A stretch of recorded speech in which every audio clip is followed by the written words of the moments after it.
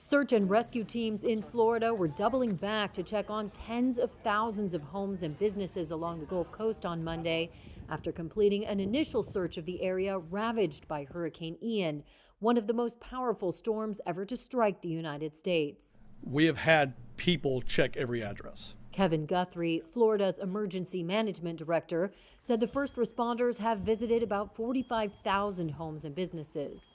We've been to just about every address at least once, and now the CFO's office with his teams are going back and doing a second look at every single location. Since Ian crashed ashore with winds of 150 miles per hour, at least 85 deaths have been attributed to the storm. I'm not saying we're not going to find anybody else. I don't want to put that context out there. We may find other people. More than half of the reported fatalities occurred in coastal Lee County, which includes Fort Myers and Cape Coral. County officials there have come under fire for waiting to evacuate. Despite days of warnings that Hurricane Ian was bearing down on Florida's Gulf Coast, officials in Lee County, the storm's eventual ground zero, issued mandatory evacuation orders on September 27th, one day before it made landfall, while counties to the north ordered evacuations on September 26th, shortly after the National Hurricane Center had forecast a storm surge of 4 to 7 feet.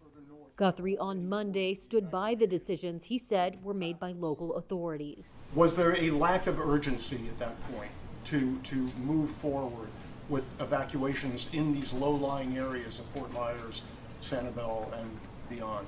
Emergency management directors do not have a crystal ball. I believe that Lee County and their administration, to include their emergency management director, fire chiefs, and sheriff, made the best decision they felt was right for their community at that time.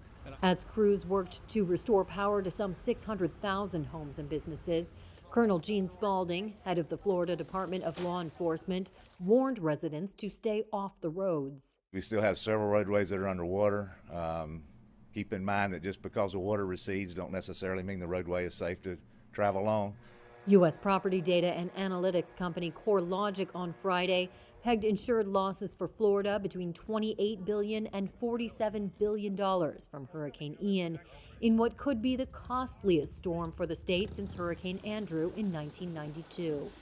And while hundreds of people stranded by the storm have been rescued, the death toll is expected to keep rising as search teams reach more areas cut off by floodwaters and debris.